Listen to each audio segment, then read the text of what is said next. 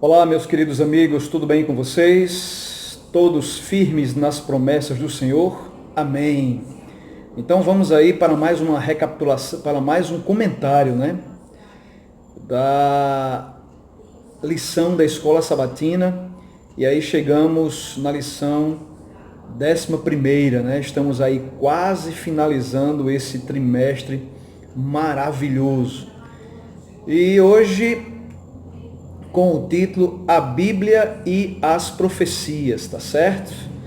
Nós temos aqui o verso para memorizar, que está em Daniel 8,14, que diz assim: Ele me disse, até 2300 tardes e manhã, e o santuário será purificado. Ok? Então aqui, essa profecia, em especial, ela mostra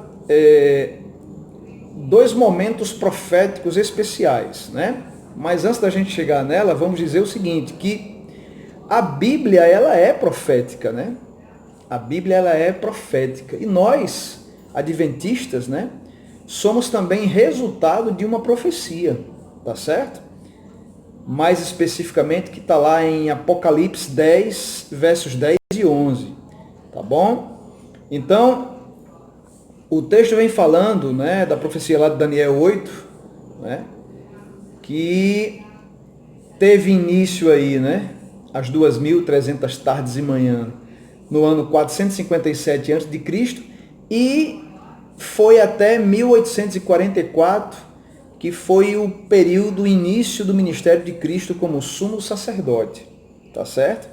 Então, os dois pontos, em especial que essa profecia revela, um desses pontos é na terra e o outro no céu. Então, a profecia diz que surgiria a igreja remanescente, restaurando a verdade de Deus pisada pelo chifre pequeno.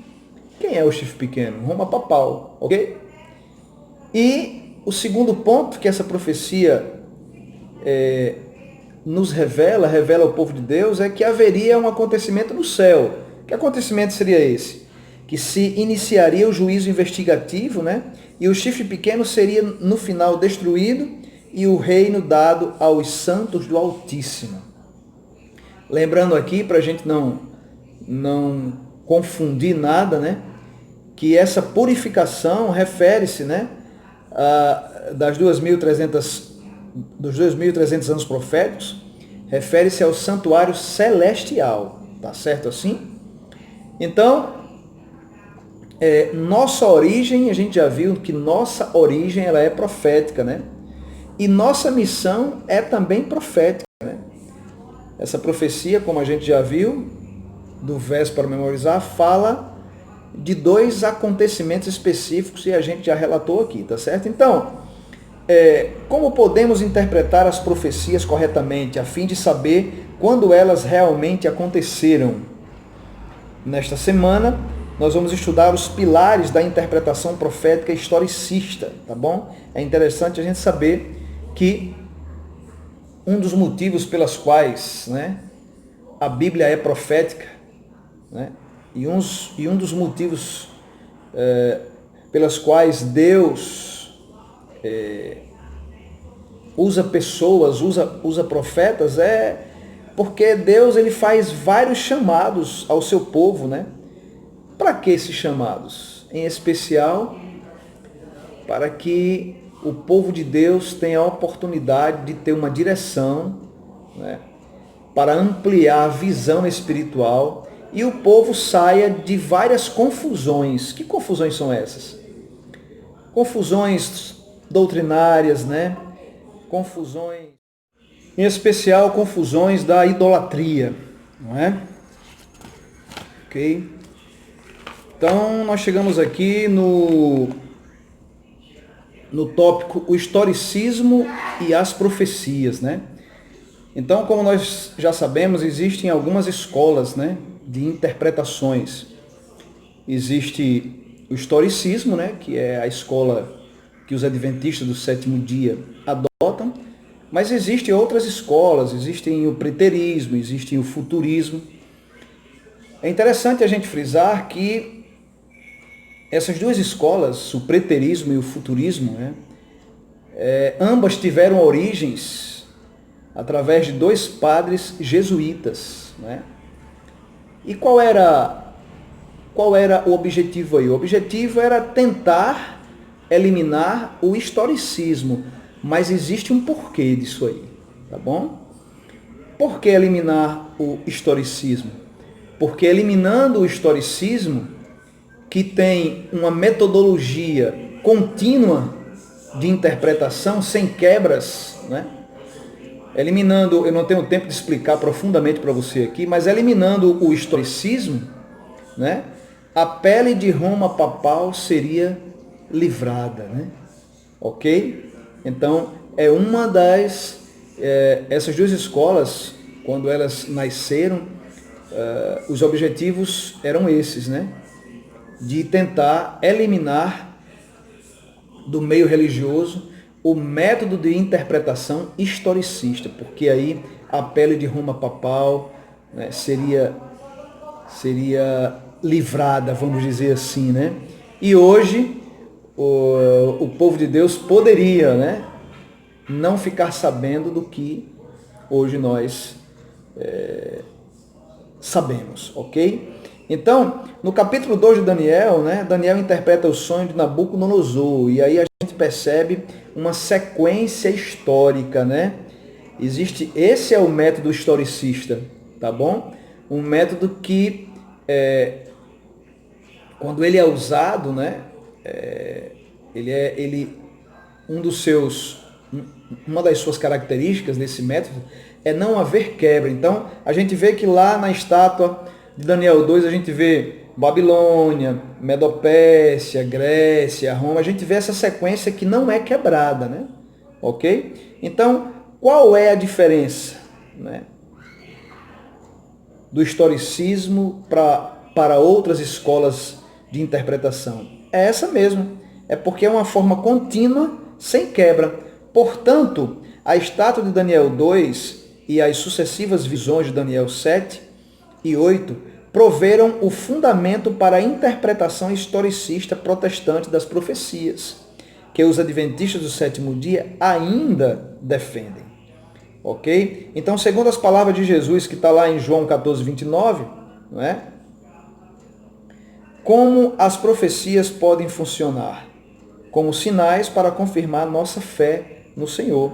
Tá bom? Então vamos dar um exemplo aqui da estátua de Daniel 2, né? Que a gente pode até dizer que é uma linha do tempo vertical, tá certo?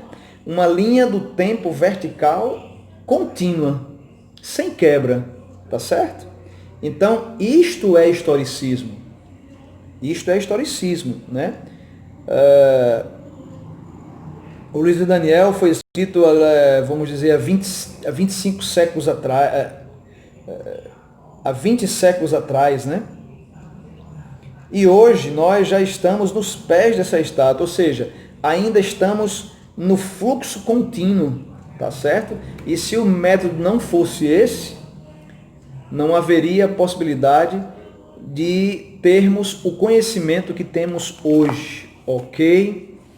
Chegando aqui no tópico princípio dia-ano, a gente percebe que aqui é um princípio de exegese bíblica, não é? Então, uma das chaves interpretativas do historicismo é o princípio dia-ano. Ao longo dos séculos, muitos estudiosos aplicaram esse princípio às profecias de Daniel e Apocalipse. Eles o retiraram de vários textos fundamentais do contexto imediato das próprias profecias, né? Existe o contexto imediato, existe o contexto amplo, e tudo isso fazem parte, né, de uma ciência que existe para interpretar os textos bíblicos, né? Exegese. Então, cada dia que os homens espiaram a terra, né? Lá em Números 14, né? A terra prometida, Deus disse que seria considerado um ano. Então, cada dia profético, esse é o princípio dia-ano, né? 3 outros elementos apoiam o princípio dia-ano nessas profecias de Daniel e Apocalipse. O uso de símbolos, longos períodos de tempo, e expressões peculiares. Aplicando o princípio dia a ano, o tempo se ajusta aos eventos de maneira precisa. Ok? O que seria impossível se as profecias de tempo fossem consideradas literais. Aí não daria o encaixe, né, que se chama, né? Por fim, as expressões peculiares usadas para designar esse período de tempo sugerem uma interpretação simbólica. Que maravilha, né? Cada semana uma lição melhor do que a outra, identificando o chifre pequeno. Para nós, adventistas, né, aqui não há muito segredo, né? Identificar o chifre pequeno, né? O chifre então, quando o chifre pequeno será destruído? Quando será que esse chifre pequeno será destruído? Olha, na volta de Cristo, né? No término do juízo pré-advento, tá certo? Então, vamos aqui em específicos 3 pontos que identificam esse chifre pequeno, né, como Roma papal. A gente sabe que representa um poder mundial, não local. A gente sabe que blasfema contra o Altíssimo. A gente sabe que persegue os santos do Altíssimo. A gente sabe que esse poder dura até o tempo do fim e é destruído de maneira sobrenatural. Ou seja, destruída por Deus, pelo reino de Deus, né? Então, Roma papal é o chifre pequeno. O chifre pequeno de Daniel 7 surge do 4º animal. Qual poder surgiu de Roma e exerceu influência político-religiosa por pelo menos 1260 anos? Né? Apenas um poder se encaixa na história e na profecia. O papado, que chegou ao poder entre as 10 tribos bárbaras da Europa e exterminou 3 delas. Tá bom? Olha só. Muito interessante essa parte aqui, que diz assim: durante a Contra-Reforma, o papado cumpriu a profecia de perseguir os santos do Altíssimo. Já falamos sobre esse ponto. E lançar por terra alguns do exército. Daniel 8:10. Quando os protestantes foram massacrados, o papado buscou mudar os tempos e a lei, ao remover o 2º mandamento e mudar o sábado para o domingo. Mas, deixa eu dizer para você que não foi só isso, né? Não foi somente isso. Eles mudaram o dia de guarda do sábado para o domingo, né? Eles excluíram do 2º mandamento, houve uma exclusão do 2º mandamento, não farás para ti imagem de escultura, e eles dividiram o 10º mandamento em 2. Por quê? Teve um motivo aí, né? Para não ficar somente 9. Isso aí a gente pode até dizer assim, foi a forma catequética, né, da catequese, ok? Que eles usaram aí nesta manobra, né, como assim a profecia relata. Então, o chifre pequeno é Roma papal, tá bom? Chegamos aqui no tópico, o juízo investigativo. É interessante a gente dizer, né? Que o juízo de Deus, a Bíblia mostra que ele será realizado em 3 fases, né? Tá certo? Então, o investigativo é a primeira fase, que vai de 1844, né, até pouco antes da volta de Cristo. Essa é a primeira fase do juízo de Deus. A segunda fase é o juízo executivo, que ocorre ali após... A segunda fase é o juízo de comprovação, que ocorre ali durante os 1000 anos, durante o milênio, tá certo? E a terceira fase é o juízo executivo, que ocorre após os 1000 anos, né? Após o milênio, tá bom? Então, desde 1844, né, estamos vivendo aí o dia da expiação. Até quando? Até quando esse juízo da primeira fase? Até pouco antes da volta de Cristo, tá bom? é o último grande acontecimento que precede a volta de Jesus, vamos dizer assim. O último grande, né? Acontecimento, gigante. Outros acontecimentos também vão preceder. Não é o único, falei o último grande, né? Tá certo? Então aqui aparece uma tabelinha, aparece uma tabela aqui nesse dia aqui na quarta-feira, aí vem, né? Vem relatando aqui os períodos proféticos de Daniel 7 e 8. Só que interessante a gente destacar que em Daniel 8, né? Em Daniel 8, o período de relato não começa por Babilônia, mas já começa pela Medo-Pérsia. Por quê? Porque Daniel 8 foi escrito nesse período, começa a relatar esse período da Medo-Pérsia, né? Entendeu? Nós já falamos aqui que hoje nós nos encontramos, vamos dizer assim, nos pés da estátua, tá bom? Alguns brincam dizendo que nós estamos aí nas unhas, né? Ok? Mas nada oficial, tá certo? Então, o fato dessa tabelinha aqui, Daniel 8, ter um espaço em branco e já começar com a Medo-Pérsia, é isso que eu falei para você, tá bom? Então, em Daniel 7 e 8, o juízo acontece após o período de perseguição medieval, que terminou quando? Em 1798, tá bom? Com a prisão do Papa Pio VI pelo general Berthier. Não é? O juízo ocorre no céu, onde assentou-se o tribunal, Daniel 7,10. Essa cena ocorre depois de 1798, antes da segunda vinda de Jesus.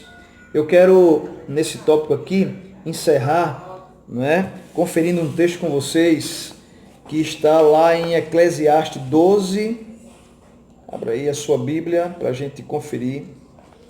Eclesiastes 12, versos 13 e 14, que diz assim, ó: de tudo o que se tem ouvido, a suma é: teme a Deus e guarda os seus mandamentos, porque isto é o dever de todo homem.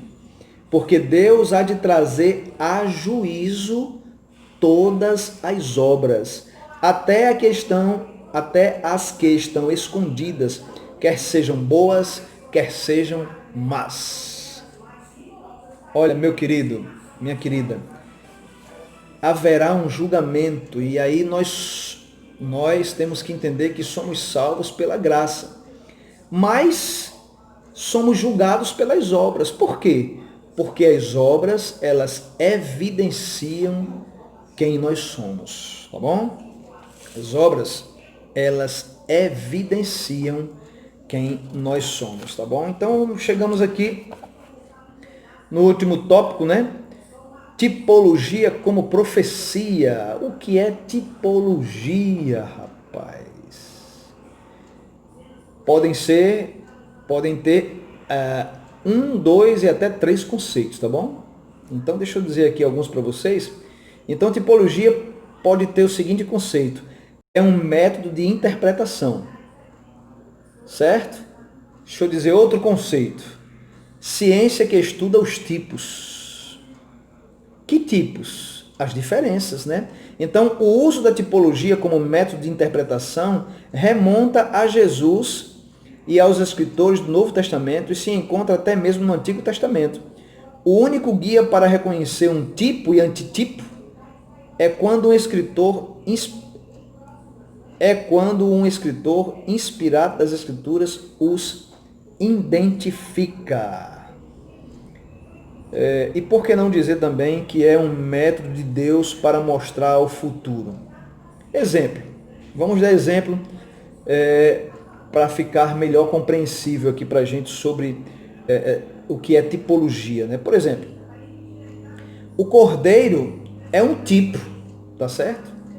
É um tipo que representa Cristo, ok? Então aí a gente já vê que se um cordeiro é um tipo que representa Cristo, então lá no Éden já havia tipologia, né? Que foi preciso Deus matar um cordeiro para vestir o casal que havia caído, né? E o bode Azazel é um tipo que representa quem? Aí há muitas controvérsias, né? Mas vamos dizer o que nós adventistas acreditamos. Representa Satanás, né? Entendeu? Então o bode Azazel é um tipo que representa Satanás. Tipo e antitipo. Então ficou bem claro? Em cada um desses casos, Jesus e os escritores do Novo Testamento aplicaram a interpretação de tipo e antitipo que permite que o significado profético ele se destaque. Olha, meu querido, prepare-se cada vez mais. O Senhor está voltando, né? E a cada dia nós precisamos sim preparar de forma especial a nossa bagagem espiritual. Nós não sabemos o dia, nós não sabemos a hora. Eu tenho certeza que você, como líder espiritual, você marido, você esposa, você membro, você seguidor, seguidora de Cristo, não quer ser pego de surpresa, não é isso?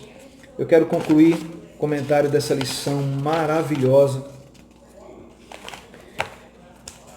fazendo uma aplicação para a nossa vida, que está aqui na lição, que diz assim: devemos chegar à conclusão de que o poder do chifre pequeno surgiu do quarto animal de Daniel 7. Isso aí está claro, né?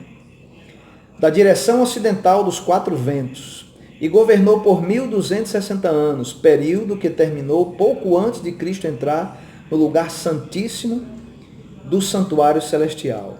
Ok? Certamente, essa situação aponta para o cumprimento de nossa missão, como nós já havíamos falado lá, né, na introdução da lição, né? Nossa missão, nossa origem é profética. E nossa missão também é profética, né? E a proclamação das 3 mensagens angélicas, chamando o povo de Deus a sair da confusão. Aí vem aquelas confusões que eu te falei, da confusão de Babilônia. A confusão de Babilônia representa as confusões doutrinárias. A confusão de Babilônia representa as confusões idolátricas, tá certo? Enquanto ainda há tempo na história da Terra. Então, enquanto ainda dá tempo, se prepare cada dia mais. Deus te abençoe, que Deus continue te fortalecendo, tá bom? Que o fato pelo qual as igrejas estão fechadas, isso não tenha forças, né, para tirar o teu foco e o meu foco da eternidade. O Senhor te abençoe e vamos orar ao Senhor. Ó Deus de amor, que o Senhor, ó Deus, a cada dia continue nos mostrando cada vez mais os motivos pelos quais o Senhor quer tanto nos salvar. Obrigado, ó Deus, pelas providências divinas. Obrigado porque o Senhor a cada dia tem trabalhado incansavelmente para nos salvar.